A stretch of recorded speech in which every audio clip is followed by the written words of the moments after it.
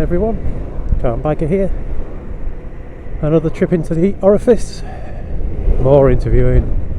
Interviews becoming really boring now. Has to be done, I suppose. We were going to hang out the other day, ad hoc one. Just happened to notice one was going on. And Mr. B was talking about his MT-07 ride. Good video if you want to know about the MT-07, by the way.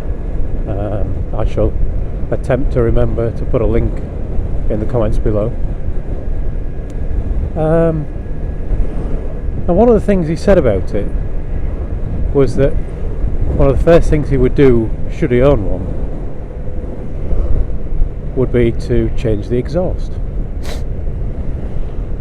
Now, I've been considering the exhaust on this bike, and no, it's not just because of the ride out where everyone was laughing at me having the quietest bike, but you know, there's all this saying, isn't there, loud pipes save lives, and I can see that, you know, having a louder exhaust than I have now would potentially get me noticed more, which can only be a good thing. I mean, noticed obviously by cars, not, you know, I'm not trying to be not trying to stand out as such, but having cars know that you're there is obviously a good idea. And as a, you know, that's the obvious positive, that it's louder and therefore hopefully safer. But I've been a bit wary about the negatives. Now, I don't know a great deal about this, so I thought I'd ask your opinions. So for anyone who's done it already and any problems that you've had. And the negatives that I was thinking, I can think of a few. First one, probably the obvious one, is legality. So I've noticed on a few bikes, and I won't say whose, but I've noticed on a few, not just vloggers that I've seen videos of, but also people that I've seen, people that I know with bikes, and people's bikes that I've seen in the street. I've seen a lot of bikes where the exhaust is labelled as not legal for road use, and that makes me somewhat wary about putting an exhaust on that's potentially illegal. I mean, are you looking at big fines? And I don't know about points on your licence, but you know, I can do without the fines, especially if I spend a few hundred quid on exhaust. So that was one part of it. And then the second part of the legality side is, if these exhausts aren't legal and you have an accident, or you know, somebody knocks your bike over and it gets damaged, what happens with your insurance? You know, insurance companies love to wriggle out of things, and obviously, you know, you would have told them that you'd put an exhaust on, but you know, would they use this as a means of wriggling out paying you because you were riding a bike that technically wasn't legal? And then going on to insurance companies, obviously there's the side of things that when I'm in my first year of riding a bike, so I'm in my first year of insurance, I have no claims bonus yet, so my insurance is reasonably expensive. I think it's about £350, which is kind of 3 times what it cost me to insure a car.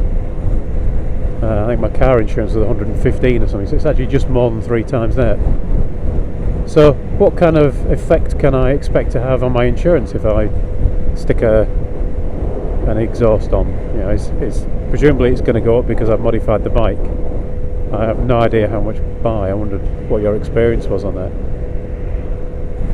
So that's kind of put me off a little bit as well.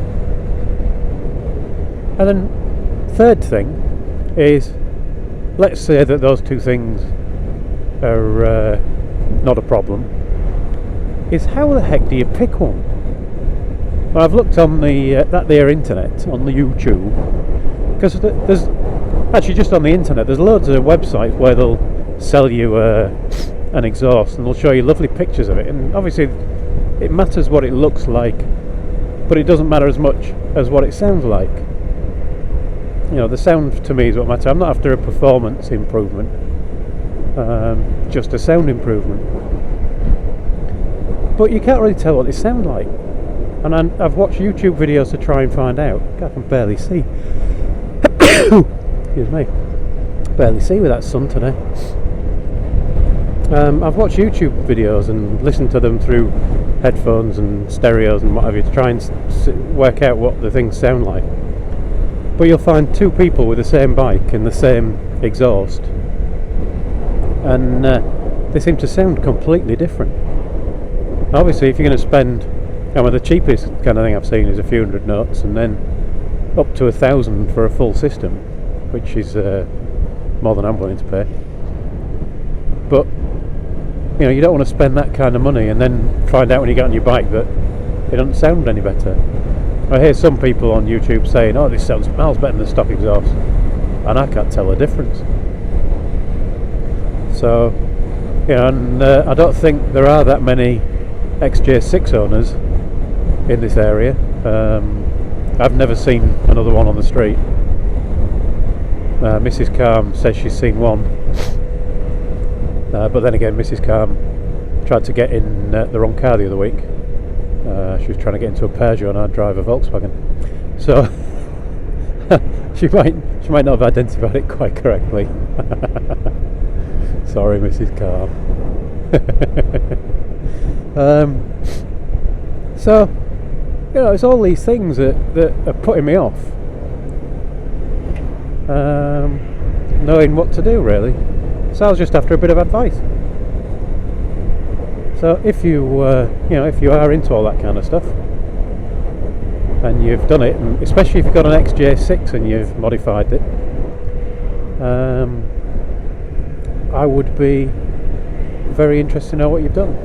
I have seen a couple of videos of people with XJ6s where they've done what they've called a 5-minute exhaust mod, which I believe has something to do with hammering at the baffles or drilling something. And they've kind of given you a before and after on the sound, and I've thought, yeah, that sounds a lot better. But nobody's actually explained what the mod is, so I can't do it to mine. So yeah, any advice would be appreciated. And if you have got an XJ6 and you have modified it and you are over this side of the country, and you wouldn't mind, I wouldn't mind coming across and having a listen, just to see what you've done. Anyway, there is my dilemma. Thanks for watching, everyone. Ride safe, and I'll talk to you all again soon.